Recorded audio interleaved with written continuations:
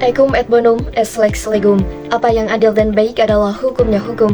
Assalamualaikum, saya Wanti Hafitri dengan NIM 24320110118 akan membahas terkait dengan pengaruh hukum terhadap perkembangan masyarakat, yang dimana untuk memenuhi tugas ujian tengah semester mata kuliah hukum dan masyarakat yang diampu oleh Ibu Eriska Ginalita Dwi Putri SHMH. Sebelum memasuki pembahasan lebih lanjut terkait dengan pengaruh hukum terhadap perkembangan masyarakat, kita juga harus mengetahui pengertian hukum itu seperti apa. Nah, hukum itu adalah sistem peraturan yang berisi norma dan sanksi yang bertujuan untuk menciptakan keadilan, ketertiban, dan mencegah kekacauan. Hukum dapat dibuat secara tertulis maupun tidak tertulis yang isinya mengatur kehidupan bermasyarakat. Hukum memiliki pengaruh yang sangat besar terhadap perkembangan masyarakat. Pengaruh tersebut dapat dilihat dari berbagai aspek, baik dalam hal sosial, ekonomi, politik, dan budaya. Nah, beberapa cara di mana hukum berperan dalam perkembangan masyarakat. Yang pertama adalah menegakkan keadilan dan ketertiban. Hukum berfungsi sebagai alat untuk memastikan adanya keadilan dan ketertiban dalam bermasyarakat. Dengan adanya hukum yang jelas dan diterapkan secara adil, individu dapat merasa lebih aman dan terlindungi. Ketertiban yang tercipta akan menciptakan lingkungan yang kondusif bagi kegiatan ekonomi dan sosial. Sebaliknya, jika hukum tidak ditegakkan, dapat terjadi ketidakpastian yang menghambat perkembangan masyarakat.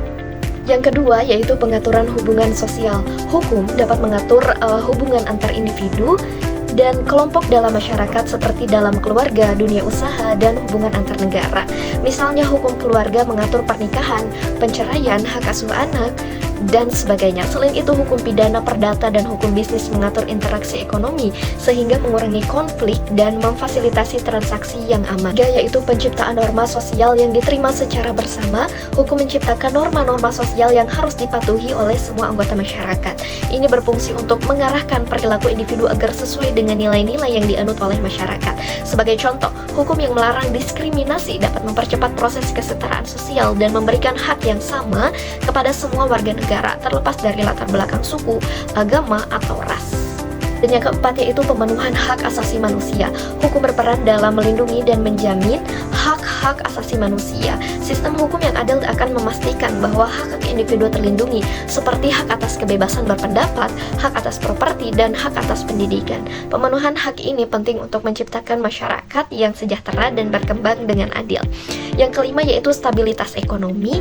Hukum juga berperan dalam menciptakan stabilitas ekonomi. Undang-undang yang mengatur kontrak bisnis, hak atas kekayaan intelektual, dan peraturan perpajakan memberikan kepastian bagi pelaku ekonomi.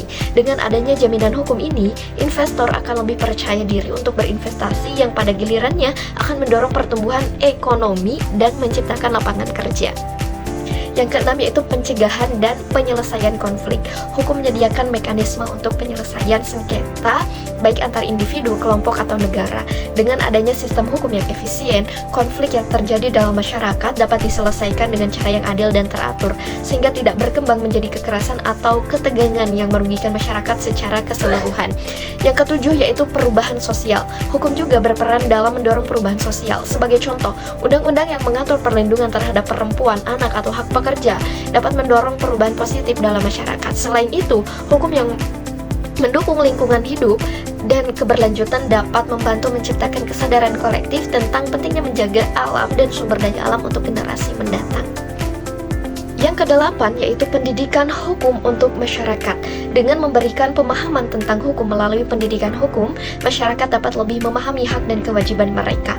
Hal ini penting untuk memastikan bahwa hukum diterima dan dihormati oleh masyarakat, serta dapat mengurangi pelanggaran hukum. Jadi dapat disimpulkan, pengaruh hukum terhadap perkembangan masyarakat sangat luas dan mendalam. Hukum bukan hanya berfungsi untuk mengatur dan menegakkan ketertiban, tetapi juga sebagai alat untuk menciptakan keadilan, memperkuat ekonomi, melindungi hak-hak asasi manusia, dan mendorong perubahan sosial yang positif. Ketika hukum diterapkan dengan adil dan efisien, masyarakat akan berkembang menuju sistem lebih maju, sejahtera, dan harmonis. Sekian yang bisa saya sampaikan terkait dengan pengaruh hukum terhadap perkembangan masyarakat. Kurang lebihnya mohon dimaafkan. Wabillahi taufiq wal hidayah. Wassalamualaikum warahmatullahi wabarakatuh.